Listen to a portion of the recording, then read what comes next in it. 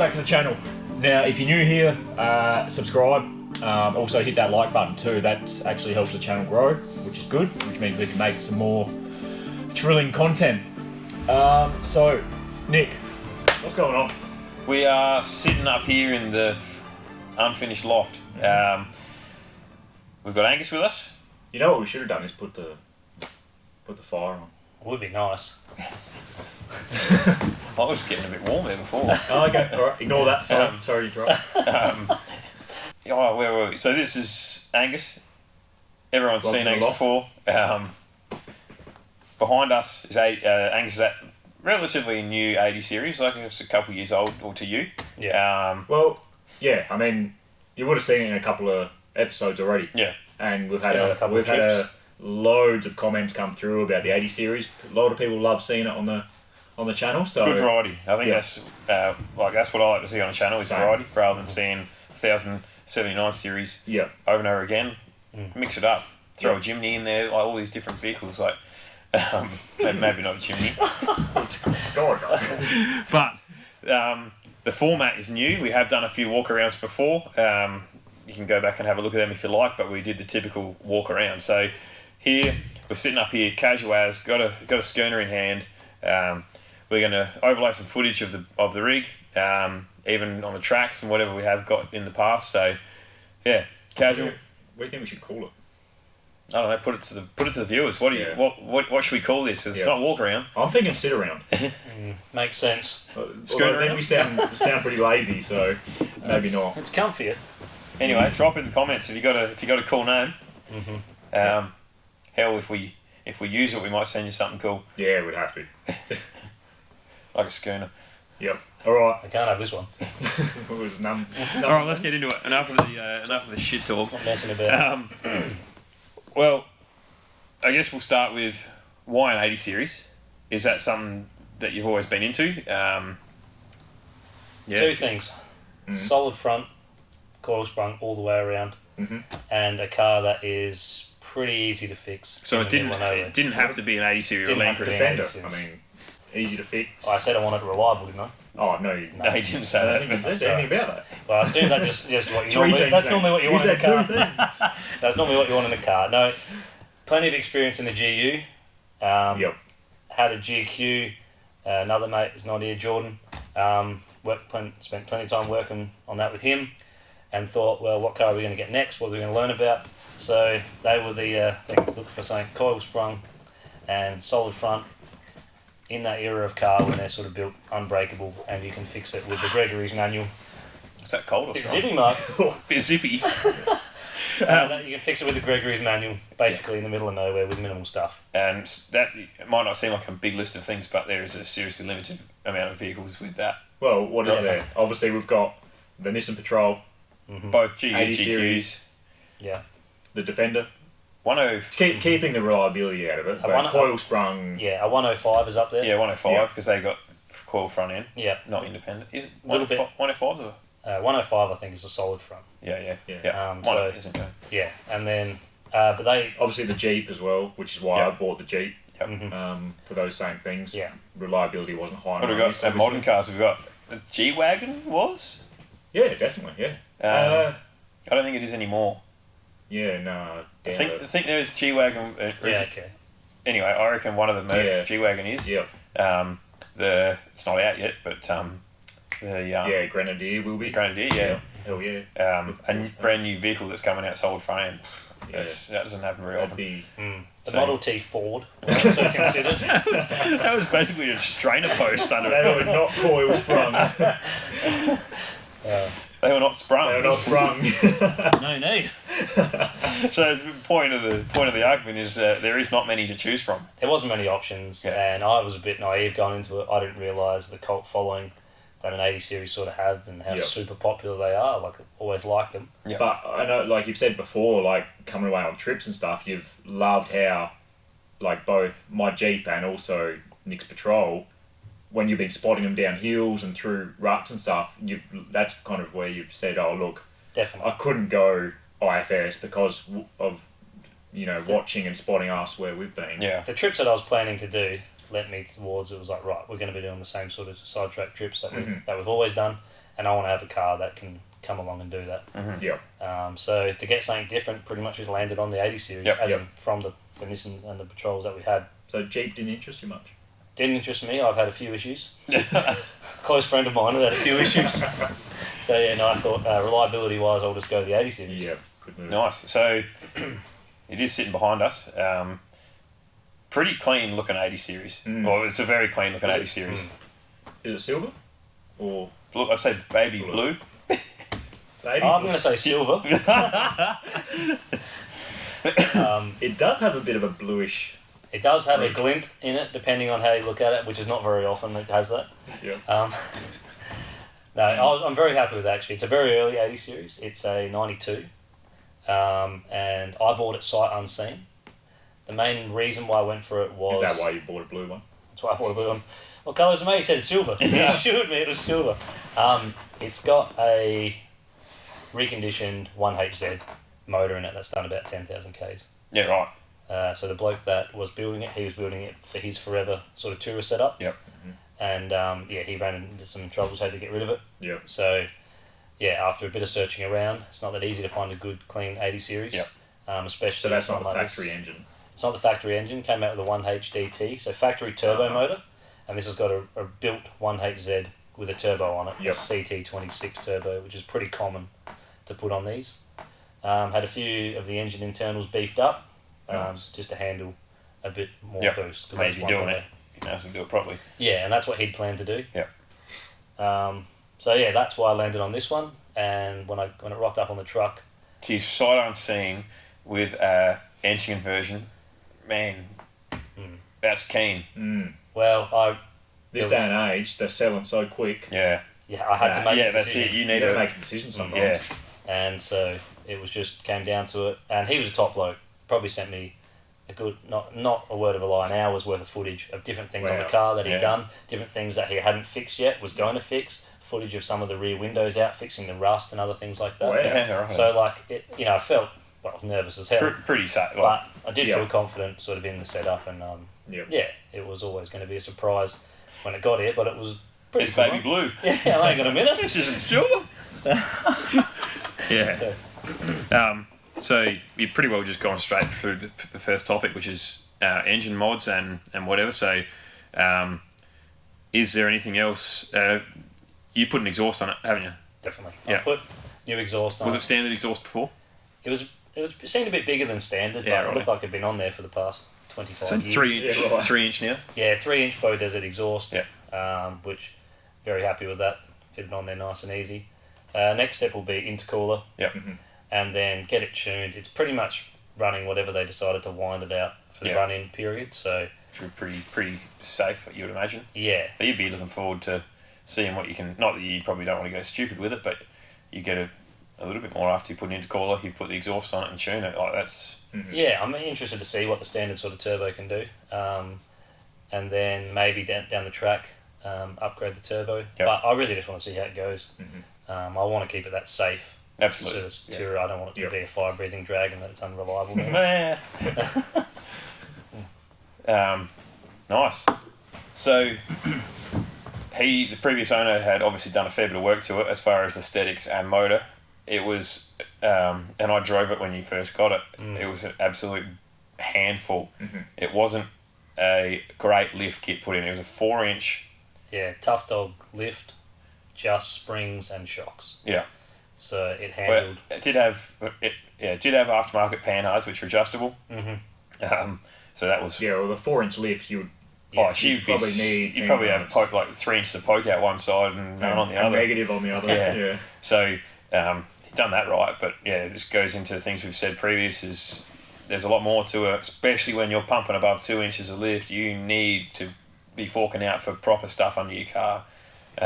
Because that was an absolute handful to drive. It was shocking. Yeah. It was very tall. And it wasn't nice at all. So what have you done since? Obviously you put the Dominants and shocks in because we were adjusting them on the border track. So I went the MRA, remote adjustable or remote reservoir shocks, adjustable, and then a 3-inch lift just to bring it down a bit in the springs. 4-inch just seemed too tall, and now that it's loaded up, you can probably see that it's starting to sit a bit lower in the back. Yep. So may have to look at that spring Yeah, ratio. something a bit stiffer or something. A bit stiffer, Yeah. or go up a size, depending Have on... you still got your spring? Your rear spring? No. And they did say that might happen. I couldn't Yeah. give them an accurate weight of what I was going to put Yeah, in yeah, and how it was going to sit. So I It's just trying. took the gamble. Yeah. So it's not the end of the world to put 2 new rear springs in. Superior Hyperflex arms, and then superior sway bar extensions all the way around to get it back to where it's supposed to be. And you chucked in Dobinson's upper control arms in the rear too. Yeah. Adjustable. So things are sitting, geometry-wise, things are sitting back where they should be. Yeah. Tried to invest a good amount of money and time into making sure got a good setup. Oh, and it's absolute chalk and cheese between how it was when you first got it over here and you know, like you said, it costs money, but it's like safety of a vehicle. And it's just so worth it, the way it drives now. Like, to have that comparison, like, I guess if you just had a stock standard car and then you went to this, you might not notice. Yeah. But to feel one that had the lift so poorly done, and to then go to one that has it done right, huge. And you wonder why vehicles are getting pulled off the road. Yeah. Because a lot of people are just doing shocks and springs. Yeah, jacking them up to whatever they're going to be. But anyway, that's a debate for another day. Yeah. Moving on, bar work, probably next. Or tyres or wheels or bar work, either or. Yeah, I guess I can on the tyres. So I've got some BFGs, some KM3 mud terrains on there. They're 35 inches, sitting on a set of 15-inch rims. Looks all pretty in proportion there. Like, it doesn't stand out. As far as the 5.0 driving past you, like, I think it's a relatively respectable looking vehicle. Yeah, I think that definitely helps in that style of tyre. Yeah. I think like the Nitto grapplers especially, and a few other ones have got a big square sidewall on them. Yeah. And I think that looks awesome. Yeah. Better than how these look. Yeah. But it does make it more aggressive. Way more aggressive and way more noticeable. Yeah. Like, these sort of get swallowed up by the guards, and I guess that's one good thing about an 80 series and the GU is they're a pretty big car. Yeah. They do tend to swallow up the wheels a bit. Yeah. You put them on a GQ and it looks awesome. Yeah. But it is starting to get noticeable that they are big tyres. Yeah. So it's all about, you know, you want to have something that you can drive around relative peace of mind. Especially this day and age when the four-wheel drive's becoming the new Commodore these days, where they smashed out the Hoon laws back in, well, when we were growing up in high school, and like, you never see a burnout on the road anymore. Yeah. So now they've got to make some money elsewhere, and four-wheel drives are what the kids are driving around these days. So yeah, and hopefully it does encourage people to do, if you are going to modify something, that you modify it in a good way and put a good sort of standard out there. Yep. All right, now bar work. Right. You've actually changed this front bar, haven't you? Because you had a different front bar on. I have. It did have an ARB front bar on there, which I have replaced it with an ARB front bar. Right. Seems wise. It does seem wise. Nice work. Good mod. I was doing. Make it your own. Yeah. No, I was doing a job on it when it had the original bar on, and I went to hit the old magnet work light onto it, and it just fell off. Turns out it was an alley bar, which was powder coated black, and so I hadn't noticed. That bar had a winch on it. It was still a winch bar, but I really wanted to go to a steel bar and upgrade the winch, so I just sold them. And whether or not it was a good winch or not. What brand of winch was it? It was a King's winch. Oh, right. That was it was nah, brand get new. rid of that. Get rid of that. I realise that I'm probably going to need to bring up the winch bar. There's just a tumbleweed floating from the screen. I realised I answered your question before you even asked me whether it was a good winch or not. No one mentioned it. Anyway, we come to the agreement that it's not a good winch. The winch couldn't stay. It may be okay, but like, I think we've done some tough winching. And we know whether it's a good winch or not, and whether it's going to work for when you want it to work. Peace of mind. Peace of mind. And some of the stuff we've got ourselves into, we would not be any further with a winch, and a winch that is just constantly dragged through the shit. Yeah, definitely. So what winch are you running now? I don't have one yet. Right. So you would rather run no winch than a King's winch. That's basically for endorsement purposes. Yes. Look, it was Didn't I tell you, Angus, before we started filming, this is sponsored by King's? I wasn't going to reinstall it just to pull it out and then reinstall another one, so I can go with that. You guys can pull me out from time to time. Yep. I'm sure we will be. Probably, no doubt. Side steps are custom made, not by me, they were already on the car. I thought they were big sort of floaty beggars to begin with, off the side. But they're great to stand on. Yeah, they are good. I'll be honest, like, I didn't like them when I first saw the vehicle. Yeah. I just thought they just looked tacked on, but with... Where can I get a set? Can I? Sure. With, like, since you finished with all your bar work now, rear bar included, we'll get there in a minute, they look, like, surprisingly good. Yeah, no, I'm happy with how they are now. Great standing, like you said. And that is key when you've got a tool car and you want to get things Yeah, that's why I changed mine. Yeah. Because it was just a pain in the arse. I used to always be about the ones that were closing up the body and just sort of ran down the side. Yeah. I couldn't really stand on them, but... they're a slider, they're not a step, so to incorporate both... Get the best of both worlds. Yeah. So, no, I'm happy with those. Someone's put a bit of effort into fabricating them and hopefully they hold up. Someone put a fair bit of effort in bending one too, didn't they? I bent one. It was me. It fell off the jack stand when I was trying to put it on by myself, and then I managed to bend a small bracket, and when trying to reinstall it, I may have pushed it very close to the car, where if you put grains of sand between it makes a noise. That's a pretty tight tolerance. Great tolerance. Some would say close. Not me though, I'm a perfectionist. So yeah, I've got so I've got to take them off, and I want to get them stripped back, sandblasted, not because of other reasons, powder coated, and then put back on, plus straightened out, I guess. So do that before you powder coat them. Probably. So yeah, no, they're going to stay. I'm happy with those. Yeah, no, I would do. Rear bar? Rear bar, the big boy. Yep. As she's known in the business. Yep. ARB rear bar. Big spender. Dual wheel carriers, a fair investment. Basically had to remortgage the house. I've driven cars worth less than that rear bar. Yeah. Like easy. I've driven. I bought a VC Commodore, which I probably I think I still do own somewhere in a paddock. You'd be a rich man. And that was like. It was a VK. And a VC. Oh right. Yeah. CK, nice. Part owners in both of them, so I'm basically sitting on cloud nine. Rich man over here. Anyway, the point of the story is that I think that was worth $800. I could nearly get 5 of them. I think it was $4,800 for the bar, and I had to wait 4 months, which gave me time to save. Yeah. Busk on the street. That's why this guy won't have. He won't have the money. Look at him. We'll give him 4 months to get together. Take out a small mortgage. No. I went with the ARB rear bar for one main reason: the style of latches. Yeah. Absolutely. I've used it on old Sluggo's GU here. Yep. And I've used it day in day. Another can. Okay. I'll also take one. 2 cans. I've used it day in. No, not the bird. I've used it day in, day out on trips away, and that style of latch that you can slam, not over centre and a pin, is just unreal. Not to mention the bar itself is a super solid bit of kit. But yeah, you definitely pay double, if not double and a bit compared to other wheel carrier bars. I personally believe that it is overpriced, but I still paid it. Which tells me it's not overpriced. If people are still paying it, why would you put it... If you can sell it for that much, why would you sell it for cheaper?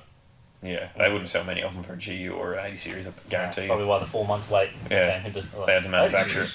Yeah. I think they're more just shocked someone's willing to fork out $5,000 for a rear bar. You do realise it's 4,800. Hang on a minute. And that's ARB offer the Kmart rear bar as well, which is still probably about $2,000 cheaper. Yeah. Wow. And that's with your over centre latches, your knuckle busters. So yeah, I just made the call. The good thing is they supply. Oh no, they don't. No, they are still halogen lights on the back of it. Halogen lights, the nice halogen brake like you get. Hey, old reliable. Yeah. No, it's not at all. It's not at all. No, yours always blowing. Yeah, I've put LED. I've lashed out. Yeah. I didn't have any money for 6 years after buying it, but now I've been able to afford some LED globes to put in it. Yeah. But yeah, that's ridiculous. You're paying nearly $5,000 for a rear bar. Throw some LED globes, or just some globes, or some lights, or some reverse lights or something like that. There's no reverse lights on it. No. Well, you do get one that bolts up in your wheel, but it's a big halogen looking thing. Yeah. Like that you would have used to bolt on the side of your shed. Yeah, like they just. So like whatever, mate. Yeah, we didn't need a supply. You want you go. So, anyway, that's my gripe with that purchase. But anyway, it is a good rear bar. Yeah. Overall, super happy with it, and I'd buy it again. Wow, you shouldn't need to. Should you? Well, hopefully not. That price. I've had mine for a good 10 years, so yeah. Last probably of the bar work, it would be roof rack up top. Front runner. Yep. Platform, and the I think it's a Slimline. I don't think it's a Slimline 2. Yeah, Slimline 2, yep. Yeah, right, it is a Slimline 2. I went with that based on using yours and yours. Yeah, just the accessories and the convenient table storage underneath, which you again pay a lot for. Yeah, so for those that don't know, and a lot of people don't, the table, which is crazy expensive, but Front Runner actually have this mounting system where it slides. Excuse me, COVID's rife in this place. It's like COVID in here. Their table, which is a stainless steel table, absolutely built solid, slides in under the rack. Like, it's literally a life change. Like, it's amazing. Save space. Don't have to put it in the car. It's worth swapping out your roof rack to go for their roof rack because the table is stored. It's a tidy piece of kit, but like you said, you do pay for it. Yeah. Yeah. But like most good things, you pay for them. Yeah, and they're going to last probably a lifetime. Like, we've had those tables for, hell, it'd be 4 years or something like that. And they look exactly right. They look brand new. The latch on it, like it's a positive, just click. Like, it's not like something that's dicky. You've got to wiggle around in the right spot. Like, everything about it and give it a slap. It's been well engineered. Yep. I'm very happy. Yep. So what else you got up there? Obviously the shovel. Shovel. That's your standard Front Runner sort of ratchet mounts. Yep. Nice and solid. Nice and solid. Super easy on and off. Maxies, standard Max Track mounts with some custom brackets that we folded up just to get the spacings right for the pins. Max Tracks make them. Yeah. But let's be honest, I'm not made of money. I've gone by that rear bar. It says otherwise. And then I've got the Pelican hard case on the back, which I use as a recovery box. Yep. So yeah, that's the same as what we've used. So definitely you've used it with us. Yeah. It's slimline, so it's what 120 or 150 or something like that high. Yeah, I think it's 140ish. Yeah, so the lowest thing you can actually put stuff in. Yeah, I've had, and this is why Angus has sort of taken our knowledge and our experience, because I used to have sitting up on the top of my shelf. It's like 330 mil high of grey box. The first Cape York trip. This thing it's over double the height of what we're running now. Yep. The main thing for me was just when I think we were on the Balfour track in Tassie and just head to toe in mud, basically all cars stuck, and we needed every single bit of recovery kit to reach this tiny tree. Yeah. Absolutely so far away just to pull us out. And the idea, I'm thinking, to get in a car now or to dig through a car and find something, getting stuff up on that roof rack and away so that you don't even have to open the car. Someone who's driving the car can stay super clean. Often Nick. The rest of us can get dirty and get the car out. So yeah, that was the big thing for me. Getting it up on the back of the roof rack there, you can stand on the back tyres, on the back step, and just find whatever you need without having to drag dirty stuff in the car. And then when you've got dirty straps, roll them up half-assed, whatever. Yeah. You can either put them in your dirty gear bag, like rear wheel carrier, or you can put them back in the box. Like, then all you're cleaning is your box, not your pillow, your jacket, all your stuff in the back of your car. That when you get to camp, you want that clean. Yeah, for sure. So yeah, awning as well off the side. That's only a pretty new addition, isn't it? Yeah, it's a pretty new addition. Went the Super Peg. Yep. It's the Rapid 6. Rapid 6. Which is Rapid Wing 6 or something. Yeah, I think which is not the freestanding version. This is the one with poles. Same, used it plenty of times with yours. Pretty much went with that because it's lighter than the freestanding. I think about 15 kilos difference. Yeah. Which is a fair bit in one item. Yeah. And to be hanging up high off the side. So looking at the stuff that we're going to be doing, I just thought, and I've used yours so much. So I pack it down. The extra minute or two. Exactly. It doesn't bother when me. we did the review on it, or the setup and pack up on it, it's on YouTube. If we think about it, we'll put a link in there. But there was a few comments saying, I wouldn't dream about it, it's too long set up.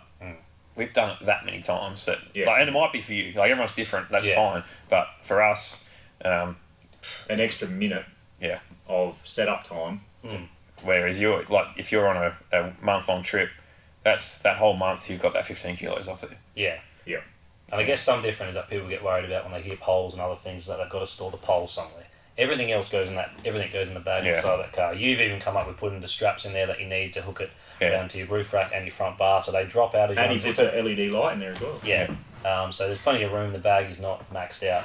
You can make a few additions. So that's something that very happy with. That was a no-brainer for me. I reckon. I think I got that with 2 walls for a bit of a Christmas deal or something, and I reckon it was about $1,500. There's some expensive awnings on the market now.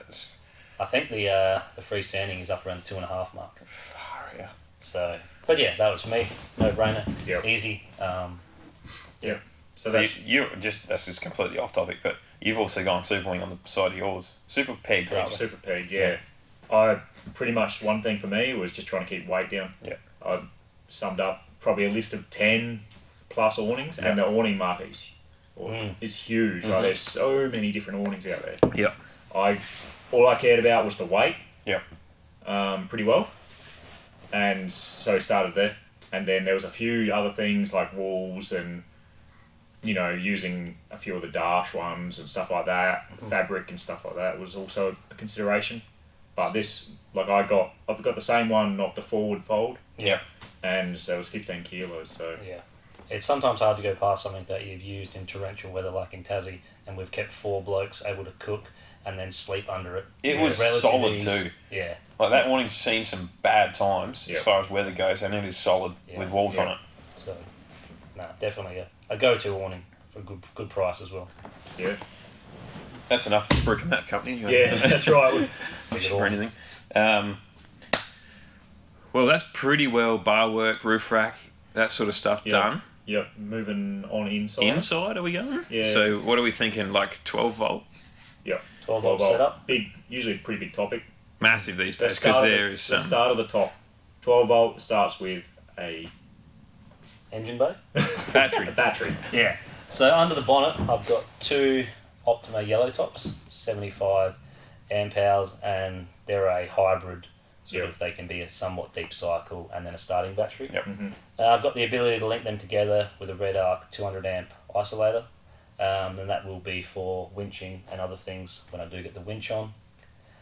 Heading out the back of the car, in the wings of one of the drawers, I have a 100 amp hour lithium Red Arc battery, not the high draw version, just a low draw version, and that powers a Red Vision system, which includes the Manager 30, which does 240 ignition and solar, followed by the fuse block and then the screen display, which switches all of your loads right up to the fuse block. So a pretty complete sort of a system. Yep.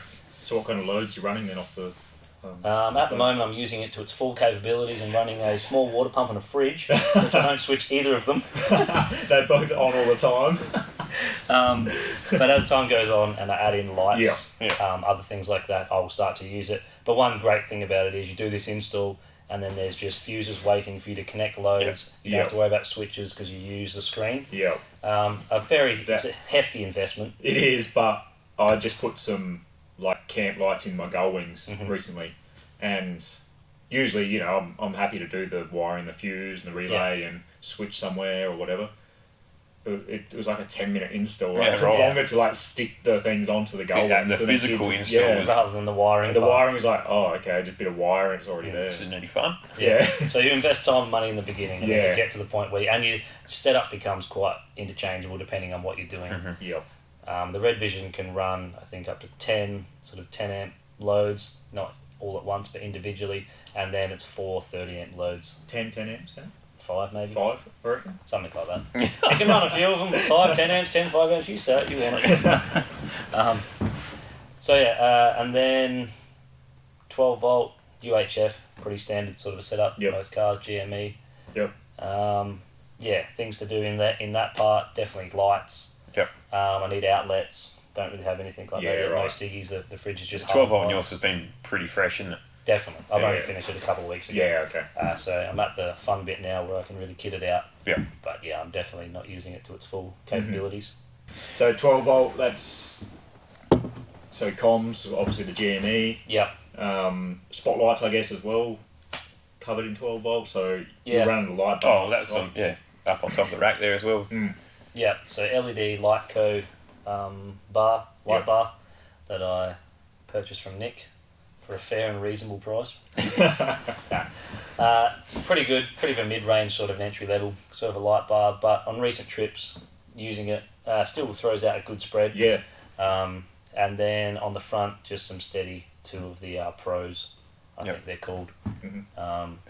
Prototype X or something like that. Prototype X, the top of the range sort of a setup for them, which are pretty affordable sort of a light. Absolutely. And a great range. They came with a good loom and a switch and everything, so installation was easy, well explained. They do put some effort into their packaging and other things. But yeah, I went with them for price and performance, pretty good. Can't fault them. You've got aftermarket headlights too, like aftermarket factory headlights. I replaced the 4 candles that normally live at the front with some LED headlights by JTX Lighting, which is an Australian company. Lots of companies do it. You can get eBay special lights, LED ones that have got all sorts of things going on. These are a pretty standard sort of a setup. Supposed to just be light, not do too many other funky things. And so far I've been pretty happy with them. First put them on, I had them too low. Couldn't see anything. I think we all noticed that when we were all in the car at Bendelby, driving back from Sunset Ridge. Oh, who knows? Driving back from there. You were driving. And yeah, right. I remember coming back. Oh, that's right. We went off road. Off track. we had to. We test the lights. So yeah, they were like this. So I'll lift them up. No, they're very happy with them. The original lights are.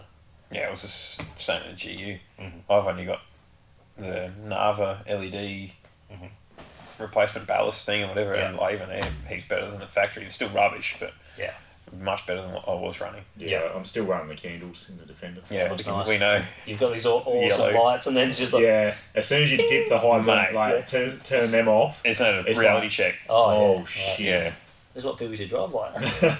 Especially like on an Nullarbor when you're driving for, you might drive for 35 minutes or something without seeing someone, and your eyes are trained to this beautiful light, and then there's a truck coming.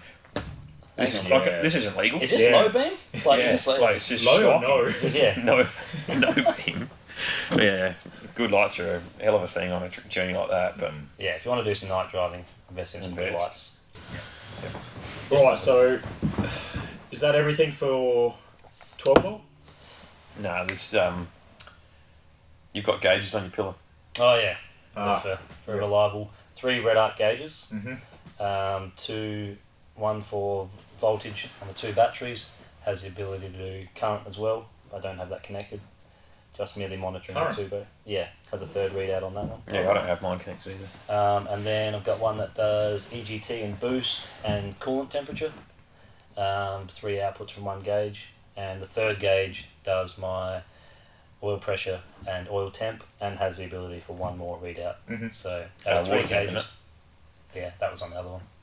Oh, right. Mine's different to yours. Yeah, okay. Mine's got a different model. They do a fair few different combinations, don't they? Yeah. So with 3 gauges, get 9 readouts, which is pretty good. Got them on the pillar in a 3 pillar pod that I ordered from online. It's pretty expensive and fits okay. Oh, right. Yeah, mine wasn't super impressed with the. Was it Mullet Mods? It wasn't Mullet Mods. Shout out to them though, great cup holder. Very happy with that. You pay. I think you paid nearly $200 for this. Oh wow! This pod, I can't remember, but anyway, it fits in the side, and I had to put another screw in it and do other things, but just didn't. Oh no! Well, I just didn't. You had to put you had to drill a hole. Spending $200, make it fit properly. Yeah, and like the way you can look at it at certain angles, from especially if you come up looking over the windscreen. I'm sort of have to tuck it in. Basically, about as impressed with yours as I was with mine. It's all right, but it's the means to an end, I guess. Those 3 gauges. Which are pretty good to be able to get that much information from 3 gauges, considering the standard readouts in a car like the 80 series are pretty rubbish. The temperature gauge sits in the middle between probably 60 and about 110, and after that do that for a reason though. That's the common Joe is not getting if they were fluctuating like a red arc one does, like people would be like, what's happening? I understand the reason. Like we do on a trip. Yeah. And that's why it's good to know your car. You get a thought of what's going on. 110, it normally does this. Normally when I've been up a couple of hills, it does this. So now when it's starting to do this, you think, hang on, I've got to take it easy and check something out. You're more so looking at where the needle is, more so than what the actual reading is. Yeah, it's like, that's moving. That's not where the needle normally sits. Yeah. It's more of a reference point. All right, moving on. Okay. Mark's had enough of the gauges. Right. I say we go back to the gauges. Did I mention there's 3 with 9 readouts? No, we can move on. So 12 That's done. 12 volt. I think interior is a pretty big topic. Like, I love looking at people's setups. Yeah. It's my favourite topic. Same. Yeah. Easily. There's some awesome things. All this other stuff you've been talking about is boring me to tears. I couldn't wait for it to be over. Yeah. Oh, I assume we weren't pressing record No. till now. We'll cut that. Most of that we'll cut. I've got ARB/Outback drawers in the back. Yep. Um, Solid little units. They are solid little units. Outback meaning... Outback is the company that made them before ARB brought them out. Yeah. So some of the older ones have Outback written on them, and then they look identical to the ARB must ones. have bought the company in. Yeah, you're right. I went with them just because of a great reputation of the product, and as much as I would like to maybe have a go at building some drawers, the time and effort involved was just... For a subpar. It can be a trap sometimes. Yeah. I've done multiple of that, and now I've got the front runner ones, and maybe. Should have just gone bought something to start with. Like the amount of times I've built something, and like I can build stuff. Yeah. But hang on a second. Seems a little old. I can half build stuff. Finishing things is the thing you have trouble with. So have you seen the G60? Super happy with them. The wing kits, everything fits really nice, bolted in. Yeah. Like very happy with the product, and the wing space that they do give you is enough for me to put the third battery in there, which is super handy. Plus some other storage. In front of that, I've got the front runner 55 litre stainless steel water tank. Yeah, right. That is designed to bolt directly onto the back of the front runner drawers. Yep. Mine took a little bit of modification, sits up a little bit higher due to the contour of the car and then the ARB wheel drawers. arches and whatever. Yeah, so still bolted into it though? Still bolted to that, just had to drill some extra holes, which you know I hate doing based on the 3-pillar pole now. You basically bolted the drawer shut, haven't you? Yeah. Now, how do I open these again? Get the ratchet. Get the nano. He went straight through the drawer rather than pulling the drawer out. Not too far. And on top of that, I have my Red Vision. So I've timber framed and carpeted up above the water tank, and then made a spot on top where I sit my Red Vision. The Red Vision's quite sizey, so I want to get a sort of compartment that was up high in the car, so in case we do get a bit of water in there, and not lose sort of important storage that you get to quite often. Yep. And so then that sits on a subfloor which I've made, which completely deletes my back seats. Yep. You have to pull that out if you want to put back seats back in. Yep. And then I have my fridge and a place for the dog sitting behind the 2 driver's seats. It's a pretty nice setup. Yep. It's pretty simple. It's just... I'm sort of annoyed because you've taken years of refining and you've just grabbed it and thrown it into this 80 series behind us, and it's like, mate, I've had to sit around the fire and listen to the chat, so I believe it's my knowledge. I basically signed the patent. I will say it right here, I guarantee you do not keep it like that forever. Oh, definitely not. And I even know now I've completely copied your style of water distribution, let's call it. And I'm not even happy with mine. But it's like sometimes you have to get progress over perfection. Absolutely. I could have sat there for another week just looking at that like I did with other things, trying to design it and thinking, will I think of this? Can I put the seat back in? Can I do this? And you just end up going nowhere. Well, and that's exactly what I'm doing with the Defender. Yeah. It's still bare metal or car builders insulation everywhere, because I'm just sitting there like trying to get it perfect the right time. The first time, sorry. And I just don't think it's possible to do that. And the only reason why I've got, like what I'd say is I'm very happy with the setup, is because of all the effort we've put in driving around, talking about it, using it, and I can just take that knowledge straight away. If it was the first time I'd done this, I think the first time I did one on the back of the Mazda BT50, it was just random as, not well thought out, had to load everything into the back of the tray, pack it in tight, and then, oh, that's right, I want that. So it's at the back, the front of the tray. Oh, it's like, you said it perfect. Progress over perfection. I've never heard that saying before, but it's a good one. Yeah, well, you want to get out and use it, and that's how it's going to have some more fun. And sometimes, I'm sure there's a better way to do it. And that's how it evolves. Yeah, and that's why when you're on the trips, I think you said it to me when we were in on the border track there, when we're having these chats, write down what we spoke about. Yeah. And that way when you get home, you're like, that's right, that was a good idea, and other things like that. Did you write anything down? I did. Oh, nice. I'm going to get a banister brush. That's what you took out of that. Handy 4-hour conversation, but my God, it'll be handy to brush the swag the dirt off the Don't swag. let the viewers know, no banister brush. Genius late night chats about packing a banister brush. But yeah, no, all jokes aside, it's a very, well, all jokes aside, I lost my banister brush on Fraser Island. Oh. I gained one around that time. Dingoes are prolific around there. Babies, banister brushes, they'll take it all. Alright, let's get back on track. Yeah, sorry. Is there anything else that you've, like, in the near, I don't want to know what you're doing in 6 years' time with it. Cause What do you want to do? What's happening next? have you got anything in the pipeworks now? Yeah. Intercooler, I mentioned earlier, definitely in the pipeworks. That's about an 8-week wait at the moment. Yep. I'm hoping it's sooner. The tune, need to get some interior lights in the back set up. Yep. I don't think we mentioned, I've got a gull wing from the Cruiser. Oh yeah, that's kind of interior storage. Yeah, I've got 2 of them. I've put one on the passenger side of the vehicle, just to give it a test and see that. And so far, I'm very happy with it. Yep. It's so good to go. Did you get any water in? It was pissing down like. Yeah, that's a good test for it. Yeah, no, nothing. So I'm very happy with it. The accessibility you get from being able to open that up and then reach in. And even now, and I didn't think I'd use one on the driver's side, I'm already annoyed when I can't just flip that up. Yep. Instead of having to open the wheel carrier and the 2 back doors. Oh, yeah. And you can almost reach into everywhere. Yeah. Yeah. From that. Like, to get a smaller item, like, you're not going to get, well, you probably could go like a wolf pack or something out of there. Yeah. So, yeah, that's probably, I put the other one of those in, because I've got one for this side, for the driver's side, I'll do that. Mm-hmm. Some more sort of camp lights, reverse lights off the bar.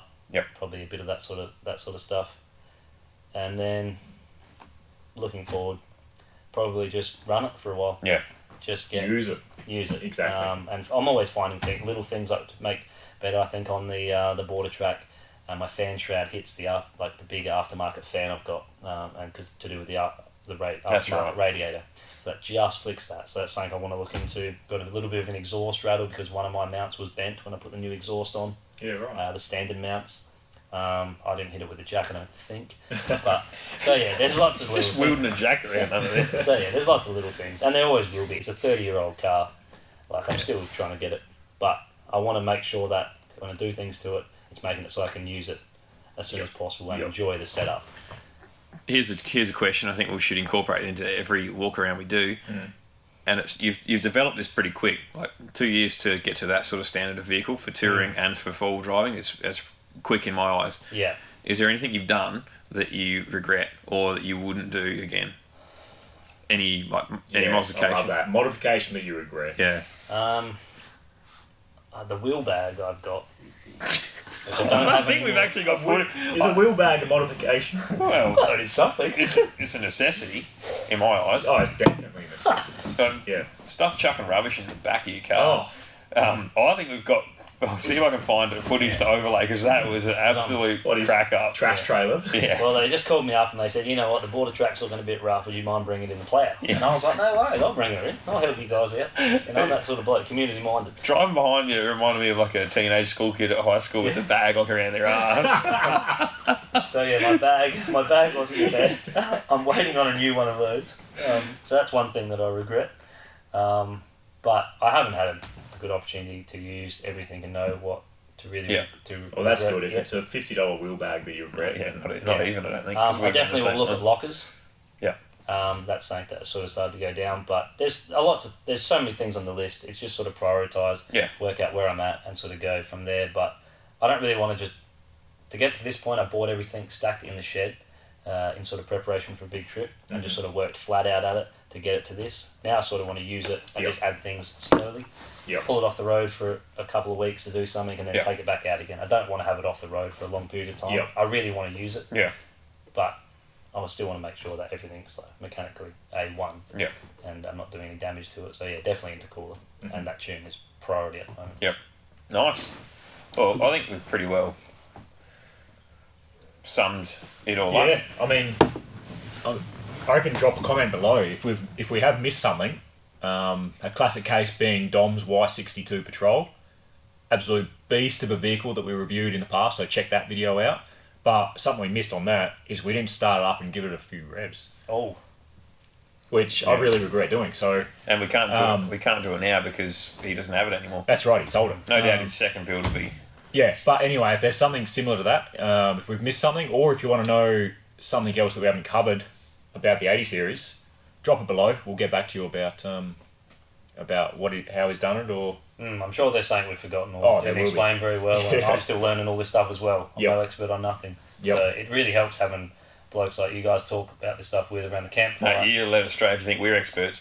Yeah. I didn't say experts. No one said experts. I said it really helps having you guys. Alright, so that's it for this episode. So thanks for watching. Also, one more thing, Marco. What do you think? What are your thoughts about this format of us sitting around casual, couple of coffees, couple of adult coffees? Is this a good thing? Do you prefer walking around? Let us know. We want your feedback. And yeah, what else would you like to see going on in the loft? Yep. That's it.